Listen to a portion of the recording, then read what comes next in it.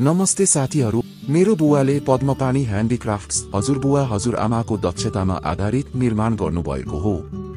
40 वर्षभन्दा बढी समयदेखि उहाँले चित्रकार संस्कृतिको संरक्षण गर्दै आउनुभएको छ। यो विरासत हाम्रो उत्तराधिकार हो। तर विरासत भनेको केवल संरक्षण मात्र होइन, नवीनता पनि हो। तेस्रो पुस्ताको रूपमा हाम्रो दृष्टिकोण स्पष्ट छ।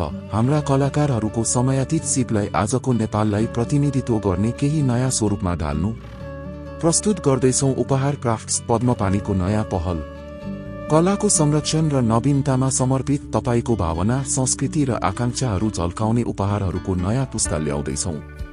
हरेक सिर्जनाले हामी कहाँबाट आयो भनी बताउँछ र तपाईका सुखद यात्राको उत्सव मनाउँछ। यो हाम्रो पारिवारिक कथाको अर्को अध्याय हो, तपाईको क्षणहरूका लागि सिर्जना गरिएको हो। उपहार क्राफ्ट्स, हाम्रो विरासत तपाईको लागि नयाँ परिकल्पनाका साथ।